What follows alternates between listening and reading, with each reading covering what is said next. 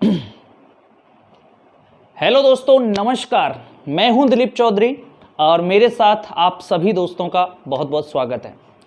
History के session में हम चल रहे थे और गुप्त वंश में हम 2 लेक्चर्स पहले ही डाल चुके हैं। तीसरा ये लेक्चर है।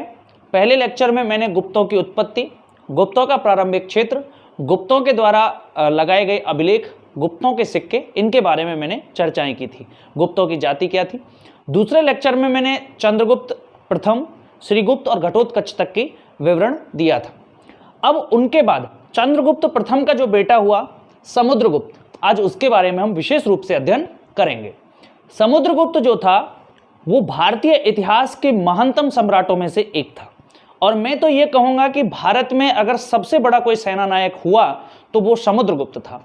इसीलिए इतिहासकार स्मिथ ने समुद्रगुप्त को भारत का नेपोलियन कहा है। भारत का नेपोलियन यानी फ्रांस के नेपोलियन बोनापार्ट से, जो एक बहुत बड़ा सेनापति हुआ था फ्रांस का, उससे इसकी तुलना की गई है। तो इससे स्पष्ट होता है कि भारत में यदि कोई सबसे बड़ा सेना नायक था तो वो समुद्रगुप्त था, जिसने अपने छोटे से क्षेत्र जो उसे विरासत में अपने पिता चंद्रगुप्त प्रथम से मिला, उसे एक बड़े साम्राज्य में परिवर्तित कर दिया। और इतना बड़ा साम्राज्य जिसके प्रभाव में आपके कुषाण, शक और जितनी भी विदेशी जातियां थी वो सारी रही। साथ ही श्रीलंका और जावा यानी कि इंडोनेशिया के क्षेत्रों तक उसके प्रभाव में लोग शासन कर रहे थे और भारत का संपूर्ण क्षेत्र उसके कंट्रोल में था, प्रत्यक्ष या परोक्ष।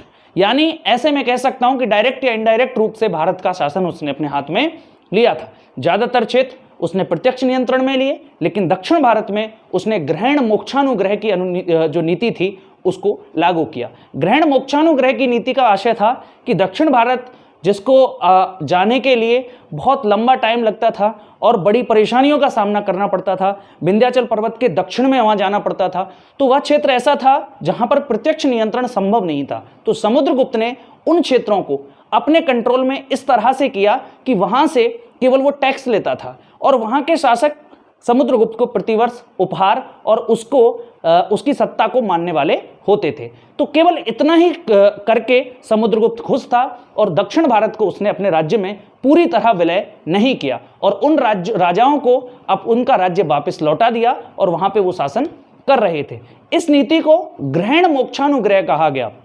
इसी क्रम में उत्तर भारत की समस्त शक्तियों को समुद्रगुप्त ने उखाड़ फेंका था। जिन शक्तियों ने भी समुद्रगुप्त के कह सकते अधीनता स्वीकार नहीं की, उन्हें प्रसवोद्धरण यानी उनका समूल नाश करना, उनका उन्मूलन करना, ये नीति इसने उत्तर भारत के लिए अपनाई थी, जिसे आर्यावर्त उस जमाने में कहा गया था। मनुस्मृति के अनुसार अगर मैं बात करूं कि हिमालय से लेकर और विंध्याचल पर्वत तक का जो क्षेत्र था और इधर पूर्व में जो है आपके बंगाल से लेकर के और सिंधु नदी तक का जो क्षेत्र था, इस संपूर्ण क्षेत्र को आर्यावर्त कहा गया है। तो संपूर्ण आर्यावर्त समुद्रगुप्त ने अपने कंट्रोल में कर लिया था।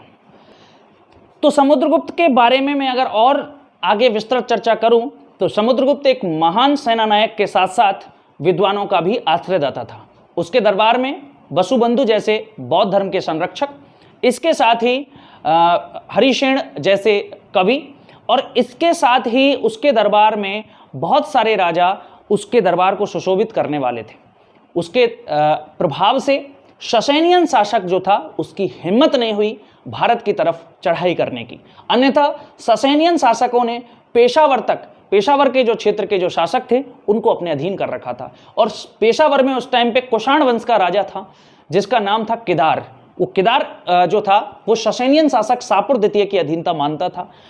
समुद्रगुप्त ने ये नीति अपनाई कि कोई विदेशी शासक भारत में प्रवेश ना कर सके और मगध के शासक की यह जिम्मेवारी बनती है कि वह भारत की केंद्रीय सत्ता यानी भारत की सर्वोच्च सत्ता का स्वामी है, तो भारत पर कोई विदेशी आक्रमण ना हो और ससेनियन आक्रमणकारी भारत पर आक्रमण नहीं कर सके, क्योंकि वो समुद्रगुप्त की बड़ी सेना से डरते थे। उनकी हिम्मत नहीं हुई कि वो भारत की तरफ आक्रमण कर सकें।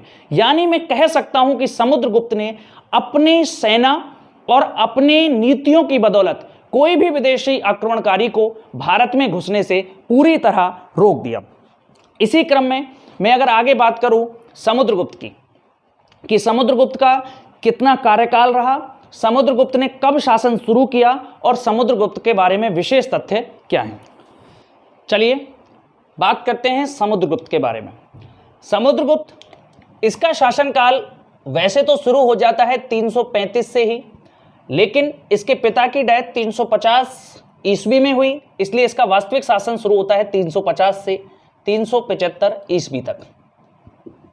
इसने अपने पिता चंद्रगुप्त प्रथम के समय ही 335 से शासन करना स्टार्ट कर दिया था, लेकिन औपचारिक रूप से शासन इसका 350 ईस्वी में इसके हाथ में आया था। इसके पिता चंद्रगुप्त प्रथम और इसकी माता जो थी उसका नाम था कुमार देवी। कुमार देवी जो लिच्छवियों की राजकुमारी थी। मैंने आपको बताया था कि चंद्रगुप्त प्रथम का जो विवाह था वो लिच्छवी राजकुमारी कुमार देवी से हुआ था, और कुमार देवी से इसको जो है लिच्छवियों का साम्राज्य भी चंद्रगुप्त प्रथम को मिल गया था। समुद्रगुप्त चूंकि लिच्छवियों की पुत्री का बेटा था, इसलिए समुद्रगुप्त का उपनाम हो गया था, उपनाम पड़ गया लिच्छवी दौहित्र। लिच्छवी दौहित्र। लिच्छवी दौहित्र क्यों कहा जाता है तो इसको समझें। लिच्छवी दौहित्र, दौहित्र का मतलब होता है दुहिता का बेटा। दुहिता बोलते हैं पुत्री को, पुत्री को दुहिता कहा जाता है, तो दौहित्र कौन हुआ? पुत्री का बेटा। ठीक है, तो लिच्छवियों की पुत्री का बेटा हुआ, ये इसका टाइटल मिल गया, इसको एक उपाधि मिल गई लिच्छवी दौहित्र की। इसी के साथ इसकी एक उपाधि थी अप्रतिरथ, यानी इसका रथ जिधर चल दिया उधर विजय प्राप्त करके लौटता था। इसके अलावा इसकी उपाधि थी पराक्रमांक। पराक्रमांक से आशय है कि इसका पराक्रम जो था वो इसके अंग अंग में भरा हुआ था। इसके साथ ही इसकी एक उपाधि थी अश्वमेघ कर्ता। अश्वमेघ कर्ता। पुष्यमित्र शुंग और सातवाहन शासकों के बाद यदि किसी ने अश्वमेघ किया था तो उनमें से एक था समुद्रगुप्त। ठीक है, तो इसे अश्वमेघ कर्ता कहा जाता था। इसके अलावा इसका एक टाइटल था परम भागवत। परम भागवत, इसने परम भागवत की उपाधि धारण की, यानी कि ये भगवान विष्णु, भागवत यानी भगवान विष्णु जो है उनको ये मानता था, तो भगवान विष्णु की पूजा करता था, यानी ये वैष्णव धर्म का अनुयायी था। तो परम भागवत इसका एक टाइटल था। इसके साथ ही इसे भारत का नेपोलियन कहा जाता था। भारत का नेपोलियन किसने कहा है? भारत का नेपोलियन इसे स्मिथ ने कहा है। किसने कहा है? विंसेंट स्मिथ ने इसे भारत का नेपोलियन कहा है। ठीक है, तो ये सारे इसके टाइटल थे। लिच्छवी दौहित्र हुआ, अप्रतिरथ, पराक्रमांक, अश्वमेघ कर्ता, परम भागवत, भारत का नेपोलियन। इसके अलावा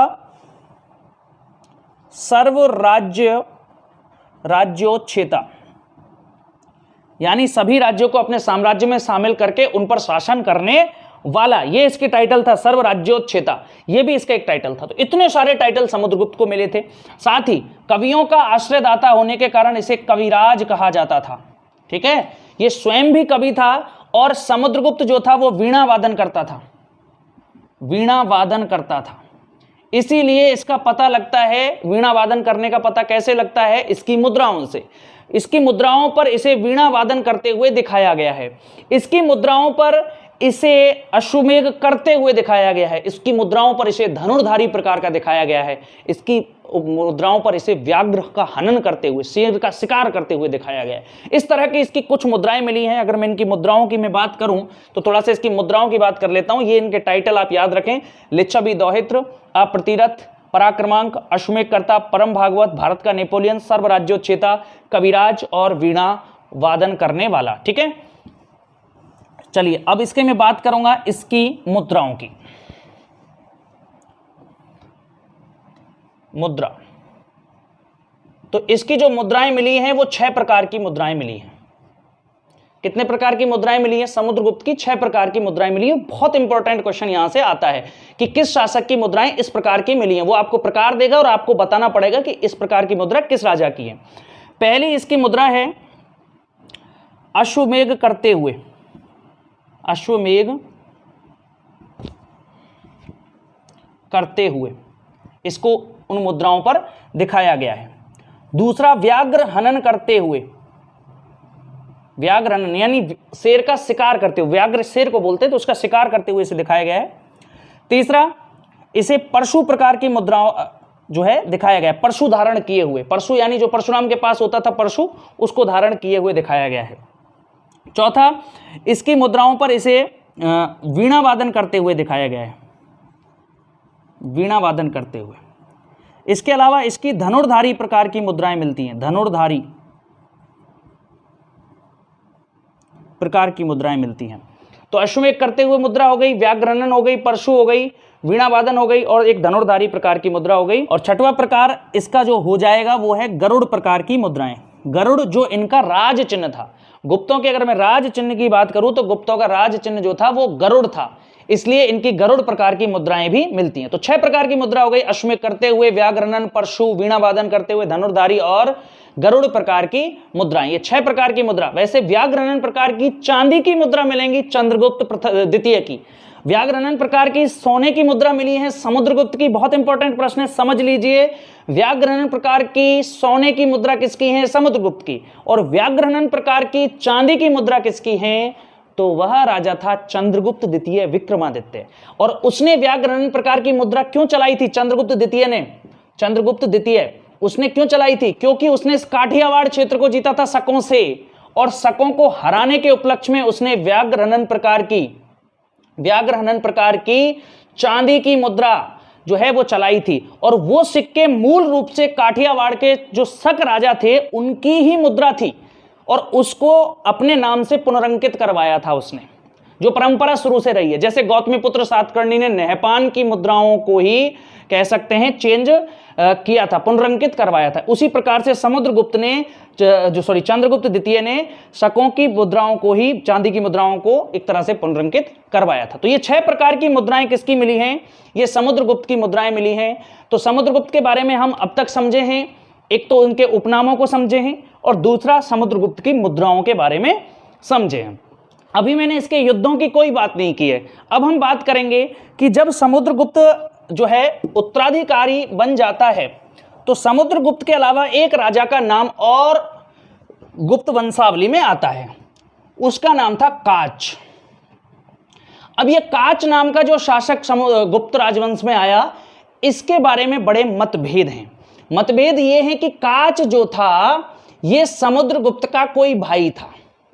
इतिहासकारों का मानना है कि काच समुद्रगुप्त का कोई भाई था, और जब समुद्रगुप्त को चंद्रगुप्त प्रथम ने शासक घोषित कर दिया तो काच ने विद्रोह कर दिया, और उसने अपने भाइयों के साथ मिलकर समुद्रगुप्त से एक संघर्ष किया, और उस संघर्ष में संभवतया समुद्रगुप्त ने काच को पराजित कर दिया।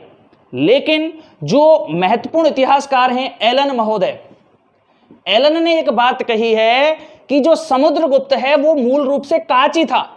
जो काच नाम का शासक का वर्णन मिलता है वो समुद्रगुप्त ही था। जब इसने इस दक्षिण भारत को जीतकर समुद्र तक अपना प्रसार कर लिया, तब इसका नाम पड़ा समुद्रगुप्त।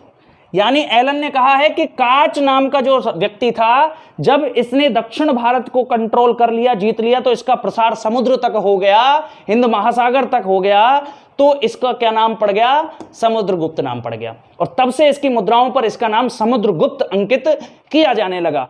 जो भी रहा हो, इसका कोई भाई रहा हो, तो अगर कोई भाई होगा काच, तो यह स्पष्ट है कि समुद्रगुप्त ने अपने भाई को पराजित किया और राज्य को प्राप्त किया। ठीक है। और अगर ये भाई नहीं था, स्वयं समुद्रगुप्त था, तो फिर इसका कोई संघर्ष आपको मिलेगा ही नहीं, क्योंकि वो खुद ही था। ठीक है। तो इस प्रकार से ये आपका इसका राज्य अधिकार इसको प्राप्त हुआ, और इसका राज्याधिकार जो था वो इसके पिता ने ही इसको सौंपा था। अब इसके संबंध में जो सबसे ज्यादा जानकारी मिलती है, समुद्रगुप्त के बारे में जो जानकारी मिलती है, वो मिलती है प्रयाग प्रशस्ति से।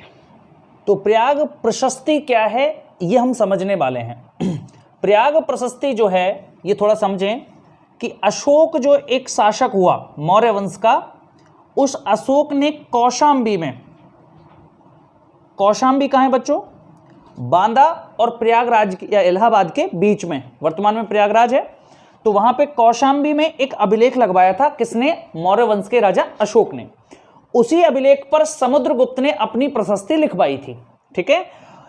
ये मूल रूप से कौशाम्बी में लिखवाई थी। कौशाम्बी में ही क्यों लिखवाई थी समुद्रगुप्त ने इसको? तो उसका एक कारण था कि कौशाम्बी में इसका एक युद्ध हुआ था आर्यावर्त के 3 शासकों के संघ से। 3 राजाओं ने एक संघ बनाया था, और उस राजवंश में शासक थे अच्युत, नागसेन और कुतकुलज, ये 3 शासक थे। उन 3 शासकों को समुद्रगुप्त ने कौशांबी में ही पराजित किया था। तो इसलिए अशोक का जो शिलाखंड था, अभिलेख का शिलाखंड, उसी शिलाखंड पे अपनी प्रशस्ति भी समुद्रगुप्त ने उस समय लिखवाई थी। ठीक है, तो ये मूल रूप से कहां था? कौशांबी में। बाद में अकबर जो है, अकबर ये 1565 में एक शहर बसाता है, एक किला बनवाता है जिसका नाम था इलाहाबाद। क्या नाम था? इलाहाबाद। तो तब से इसका नाम हो गया इलाहाबाद। उस समय इस कौशांबी में स्थित अभिलेख को अकबर कहां ले आता है? इलाहाबाद में ले आता है। और बाद में इसी अभिलेख पर जो है जहांगीर भी एक लेख लिखवाता है। जहांगीर जो अकबर का पुत्र था वो भी एक लेख लिखवाता है। तो 3 शासक, अशोक, समुद्रगुप्त और जहांगीर, तीनों ने लेख लिखवाए। यानी विशेष अगर मैं महान शासकों की बात करूं तो समुद्रगुप्त और अशोक 2 महान सम्राटों का एक ही अभिलेख मिला है, वो कौशांबी से था। लेकिन वो उसको वर्तमान में कहां से मिला? वो प्रयाग प्रशस्ति से मिला। अब ये कैसे पता लगता है? तो इसका एक कारण, एक वो है कि फायान जो विदेशी यात्री था, चीनी यात्री था, फायान जब प्रयाग आया था, प्रयागराज आया था, तो वो इस अभिलेख का विवरण नहीं करता। तो संभवतः उस समय कौशांबी में ही था। लेकिन बाद में इलाहाबाद में किसने बनवाया था? अकबर ने। इसलिए जब इलाहाबाद में मिला तो इतिहासकारों ने इसे इलाहाबाद या प्रयागराज प्रशस्ति कहा, प्रयाग प्रशस्ति कहा, जो किसकी है? आपके समुद्रगुप्त की है। ठीक है, तो यहां थोड़ा सा समझ लें। तो अब ये जो प्रयाग प्रशस्ति है ये कहां से मिली है? तो वर्तमान में कहां है? प्रयाग में है। इसके बाद बात करते हैं इसकी हम भाषा की। तो प्रयाग प्रशस्ति कौन सी भाषा में लिखी गई है? तो इसकी भाषा है बच्चों संस्कृत। कौन सी भाषा है? संस्कृत भाषा है। अगर मैं लिपि की बात करूं तो इसकी लिपि है ब्राह्मी। कौन सी लिपि है? ब्राह्मी। इसके अगर रचयिता की बात करूं कि किसने लिखा, तो इसका रचयिता था हरिशेन। कौन था? हरिशेन। ये हरिशेन कौन था? तो हरिशेन संधि विग्रहिक था। संधि विग्रहिक एक पद हुआ करता था और इस संधि विग्रहिक के पद पर हरिशेन था। अब संधि विग्रहिक क्या होता था? तो संधि विग्रहिक होता था उस समय विदेश मंत्री। जो विदेश मंत्रालय जो था वो संधि विग्रहिक के पास होता था। ये युद्ध और शांति का मंत्री होता था। तो हरिशेन इसका एक मंत्री था और ये बहुत ही विद्वान था। तो इसने संस्कृत भाषा में ब्राह्मी लिपि में प्रयाग प्रशस्ति की रचना की। अगर इस प्रयाग प्रशस्ति की शैली की बात करें तो इसकी शैली रही चंपू शैली। कौन सी शैली रही? चंपू शैली। यानी चंपू शैली क्या होती है? चंपू शैली होती है गद्य और पद्य मिश्रित। गद्य और पद्य मिश्रित, यानी गद्य और पद्य दोनों में लिखी गई है, इसलिए इसे चंपू शैली कहते हैं। गद्य समझते हैं आप, जैसे मैं बोल रहा हूं इसको अगर आप लिखेंगे तो ये गद्य होगा। और पद्य क्या होता है? कविता, श्लोक, दोहा, ये सब किस में आएंगे? पद्य में आएंगे। तो गद्य और पद्य दोनों में मिश्रित शैली है जिसे हम चंपू शैली कहते हैं। इस चंपू शैली में हरिशेन जो समुद्रगुप्त का एक बड़ा मंत्री था, उसने ये इस प्रशस्ति की रचना की थी। और कहां पे की थी? कौशांबी में की थी। बाद में मिली कहां से? प्रयाग से मिली, इसलिए प्रयाग प्रशस्ति नाम मिला। और इसे इलाहाबाद प्रशस्ति भी कह देते हैं क्योंकि इलाहाबाद और प्रयाग एक ही बात है। लिपि ब्राह्मी, भाषा संस्कृत। ठीक है, तो इससे पता लगता है कि जो गुप्त थे उनकी राजकीय भाषा संस्कृत थी और उनके समय राजकीय लिपि ब्राह्मी हुआ करती थी। चूंकि इनका धर्म वैष्णव था।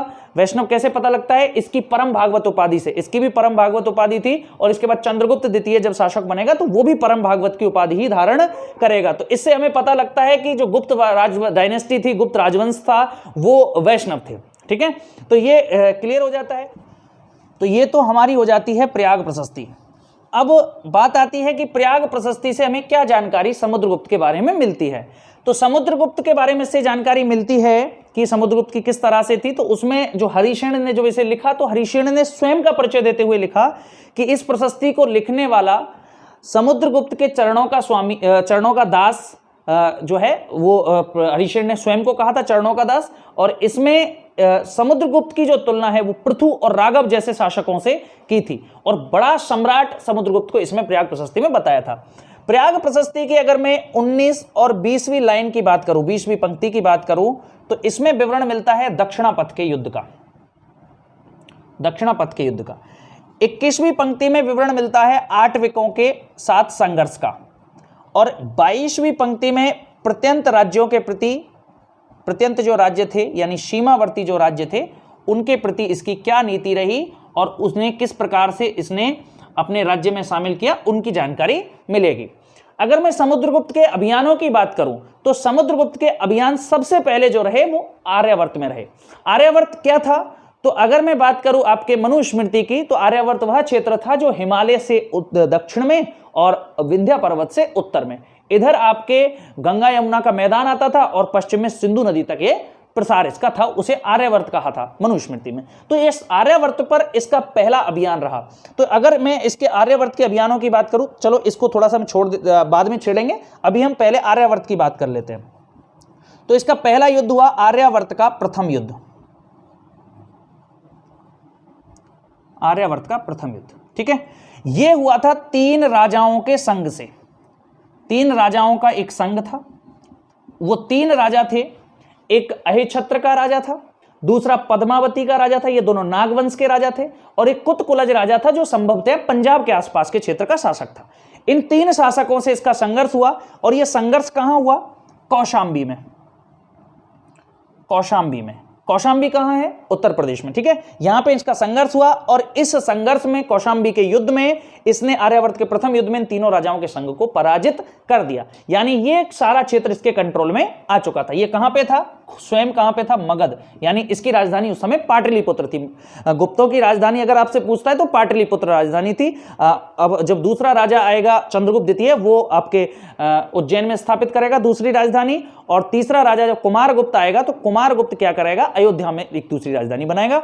तो वो बाद का विषय है। अभी मैं समुद्रगुप्त की बात कर रहा हूं, इसकी राजधानी कौन सी थी, पाटलिपुत्र। तो पाटलिपुत्र का जो प्रसार था, इसने ये सारा अहिछत्र, मथुरा, पद्मावती, ये सारा इसके कंट्रोल में आ गया। उसी समय इसने एक ऐरण अभिलेख भी लगवाया था, ऐरण अभिलेख इसने उसी समय लिखवाया था।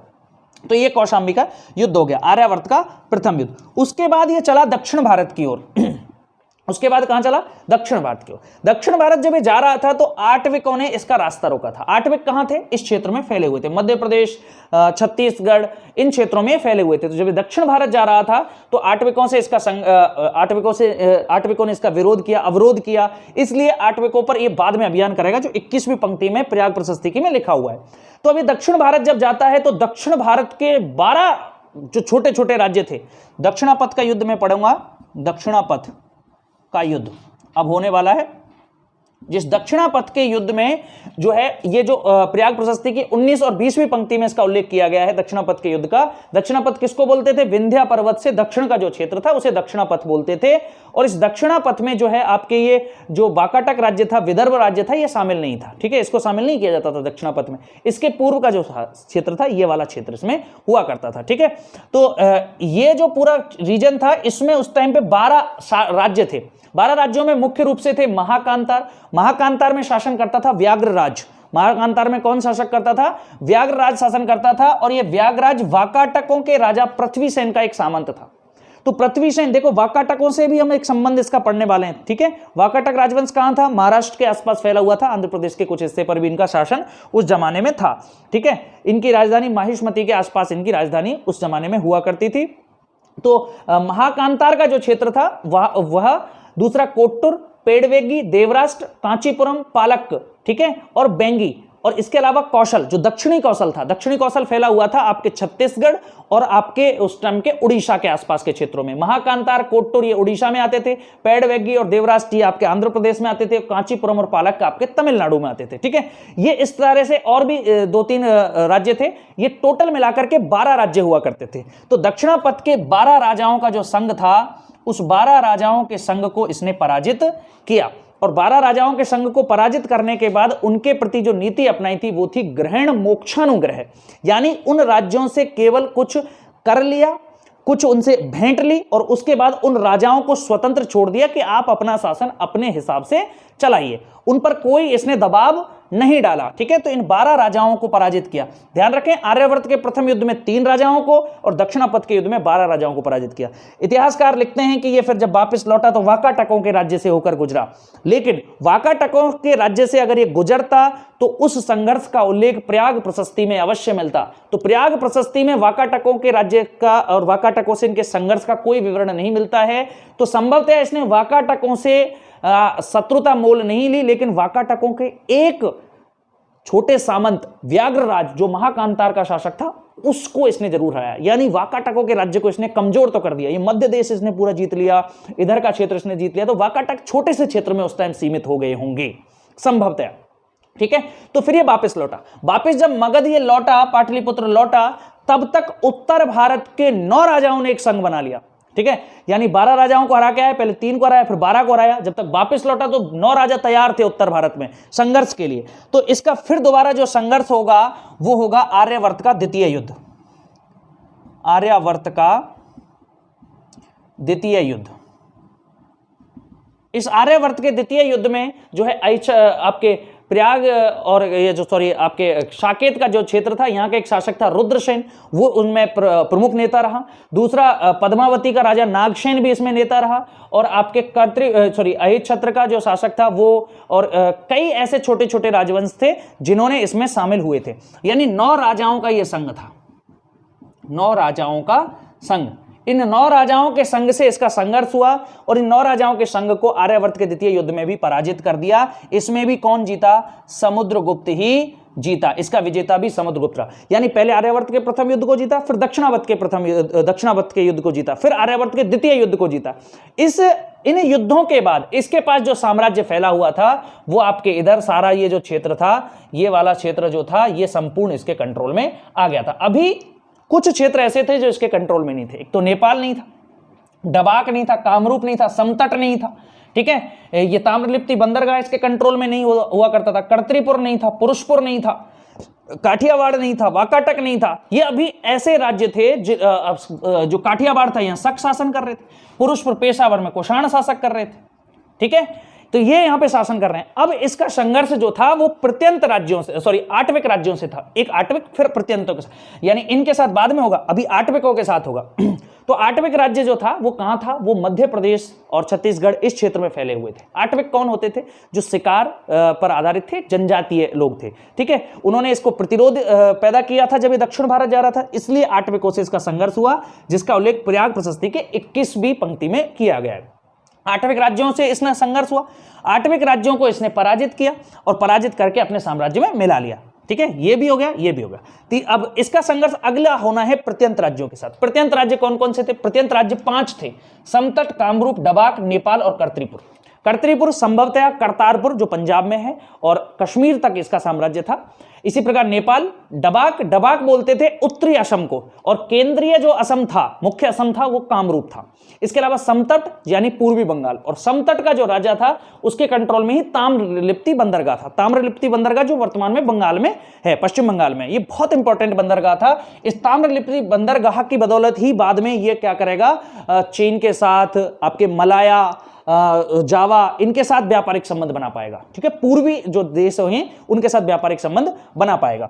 ठीक है, तो इसमें अब इसका जो संघर्ष होगा वो किसके साथ होगा? इन 5 राज्यों के साथ जो प्रत्यंत राज्य की पहली श्रेणी में थे। प्रत्यंत राज्यों की पहली श्रेणी में 5 राज्य थे जिनको इसने संभवतः पराजित किया और अपने साम्राज्य में मिलाया। इसकी दूसरी श्रेणी में गणराज्य थे। गणराज्यों की संख्या थी 9। इनमें राजस्थान का एक गणराज्य था योधे, ऐसे ही एक अर्जुनायन, ठीक है, और आपके मालव, क्षुद्रक, ये कुछ ऐसे कुल मिलाकर के 9 गणराज्य थे। तो ये प्रत्यंत राज्यों के संघर्ष में पहला तो वो 5 राज्य थे, दूसरे वाले में 9 गणराज्य थे। इन 9 गणराज्यों को भी संभवतः इसने पराजित किया और अपने कंट्रोल में किया। ठीक है, तो अब इसका क्षेत्र जो था वो कहां तक पहुंच गया? अब ये कुषाणों से लगने लग गई सीमा, इधर शकों से लगने लग गई, इधर वाकाटकों से लगने लग गई। 3 बड़ी पावर हैं, कुषाण हैं, काठियावाड़ के शक हैं और वाकाटकों वंश है। ठीक है, महाराष्ट्र का। अब यहाँ पे ये जो कुषाण शासक था ये किसकी अधीनता मानता था? ससेनियन शासक जो ईरान के थे उनकी अधीनता मानता था शाहपुर द्वितीय की। कौन? कुषाणों का राजा किदार, जिसकी एक उपाधि मिलती है शाही शाहानुशाही। इसकी उपाधि क्या मिलती है? शाही शाहानुशाही। तो किदार या शाही शाहानुशाही जो शासक था ये किसकी अधीनता मानता था? ससेनियन शासक शाहपुर द्वितीय की। इसने समुद्रगुप्त के प्रभाव में आकर इनकी अधीनता स्वीकार करना बंद कर दिया और किसकी अधीनता स्वीकार कर ली? मगध के शासक समुद्रगुप्त की। यानी कुषाण शासक केदार का कोई संघर्ष समुद्रगुप्त के साथ नहीं हुआ, उसने सीधे ही अधीनता स्वीकार कर ली, क्योंकि वो ससेनियन शासकों से बड़ा कह सकते हैं आक्रांत था, वो बड़े परेशान करते थे, तो उसने सीधे ही समुद्रगुप्त की अधीनता स्वीकार कर ली। उसके बाद शक जो थे, इन शकों ने भी समुद्रगुप्त की अधीनता स्वीकार कर ली थी। समुद्रगुप्त जो शक थे ये इसको टैक्स देते थे। इसके साथ ही अब बचा वाकाटक। वाकाटक जो राज्य था उसके साथ ये संघर्ष करने की मूड में नहीं था। इसने सोचा था कि मेरे पास बड़ा राज्य है और अगर वाकाटकों को मैं जीत भी लेता हूं तो प्रत्यक्ष रूप से वहां शासन नहीं करूंगा, साथ ही उन्हें जीतने में भी मुझे बड़ा सैन्य खर्च करना पड़ेगा। और वाकाटकों के कुछ सामंतों को ये पहले ही अपने राज्य में मिला चुका है। और दूसरा, वाकाटक जो राज्य था वो समुद्रगुप्त को परेशान भी नहीं कर रहा था, इसलिए वाकाटकों को इसने छोड़ दिया, जाने दिया। अब इसका साम्राज्य इधर आपके सिंधु नदी से पश्चिम तक था, इधर आपके डबाक, कामरूप, समतट कौन हो गया? बंगाल हो गया, कामरूप असम हो गया, डबाक असम का उत्तरी क्षेत्र हो गया, नेपाल को इसने जीत लिया, कर्तरीपुर, ये संपूर्ण जो भारत था इसके कंट्रोल में हो गया। अब देखिए, अब मैं बात करूंगा इसके विदेशों से, ठीक है? तो प्रत्यंत राज्यों के प्रति इसकी नीति क्लियर हो गई, ठीक है? अब बात करूंगा मैं विदेशों की। तो श्रीलंका पर एक शासन कर रहा था शासक मेघवर्ण। तो ये जो मेघवर्ण है, चीनी इतिहासकार, चीनी स्रोतों से पता लगता है कि मेघवर्ण ने, जो सिंघल का राजा था, श्रीलंका का राजा था, उसने समुद्रगुप्त को कुछ भेंट आदि दिए थे, तो संभवतः वो भी इसकी अधीनता स्वीकार करता था। उस जमाने में ये जो आदम का पुल है ये चालू था, जो भगवान राम ने उस जमाने में बनाया था ना, रामायण में जिसका उल्लेख है, वो चालू था और भारत के लोग और श्रीलंका के लोग उस पुल के माध्यम से आ जा सकते थे, ठीक है? ये डूबा नहीं था। ये डूबा तो कब है? जब धीरे धीरे ग्लोबल वार्मिंग होने लगी है, उससे पहले ये चालू था और ये लोग आ जा सकते थे, इसीलिए सिंघल के राजा मेघवर्ण ने इसकी अधीनता स्वीकार कर ली। उसी के साथ ही अगर मैं बात करूं जावा, तो जावा में एक शासक था ऐश्वर्यपाल, और ऐश्वर्यपाल ने, ऐसा बताया जाता है कि अपने आप को समुद्रगुप्त का वंशज बताया। तो समुद्रगुप्त का वंशज जब जावा इंडोनेशिया में, उसके राजा ने अपने आप को समुद्रगुप्त का वंशज बताया, तो यानी वो भी समुद्रगुप्त के प्रभाव में था। तो यानी इसका साम्राज्य जो था वो बहुत बड़ा था, साम्राज्य इसने निर्मित किया था। तो समुद्रगुप्त का प्रसार काफी लंबे क्षेत्र पर हो गया था। तो इस प्रकार से समुद्रगुप्त ने बहुत सारे युद्ध लड़े। पहले युद्ध में आर्यावर्त का प्रथम युद्ध, जिसमें 3 राजाओं के संग को हराया।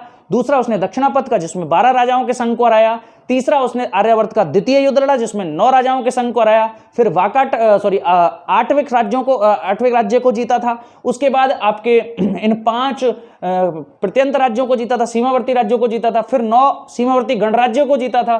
फिर कुषाणों से उसने जो है भेंट आदि लेना स्टार्ट कर दिया, शकों से भेंट लेने लग गया, ठीक है? वाकाटकों पर उसका कोई प्रभाव नहीं रहा। उसका प्रभाव कुंतलों से भी था।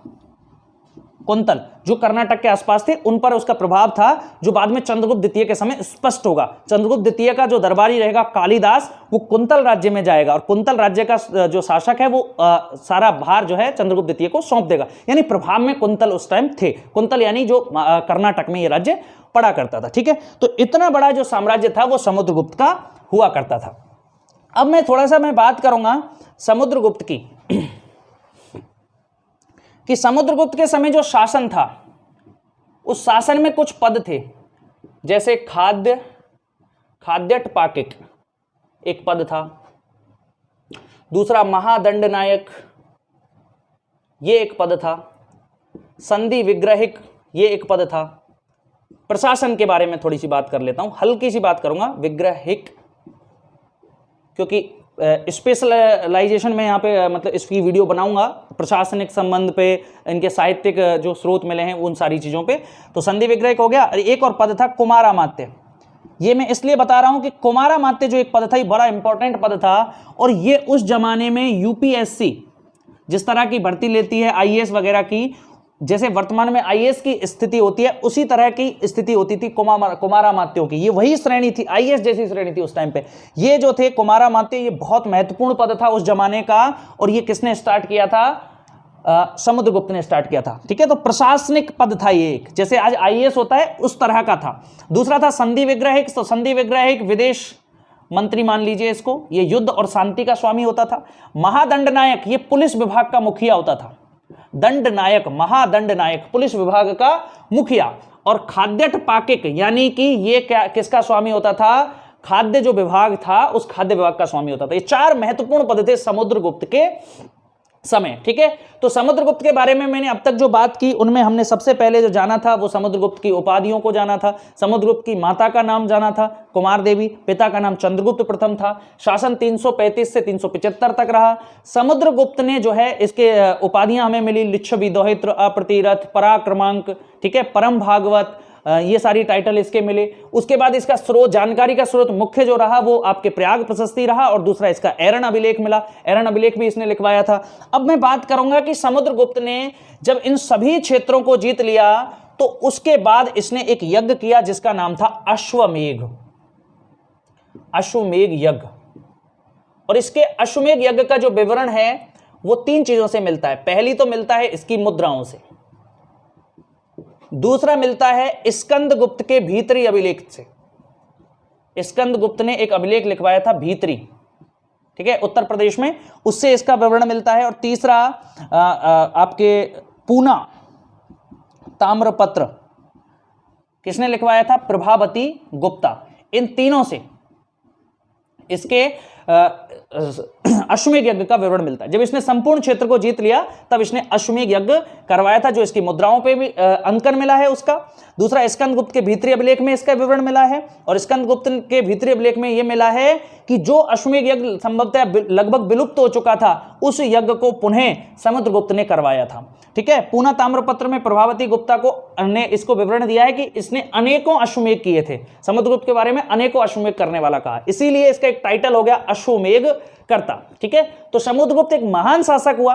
समुद्रगुप्त के बारे में हमने जाना कि इसने इतने बड़े साम्राज्य का निर्माण किया। एक छोटे से साम्राज्य का नेता था, बस केवल ये छोटा सा क्षेत्र इसके आता था, और इस क्षेत्र से निकल करके पूरा दक्षिण भारत इसने कंट्रोल किया। इधर ये पूरा का पूरा जो क्षेत्र है, इधर ये ताम्रलिप्ति का क्षेत्र इसके कंट्रोल में आ गया। ताम्रलिप्ति का बंदरगाह इसके कंट्रोल में आ गया, जो पश्चिम बंगाल में वर्तमान में।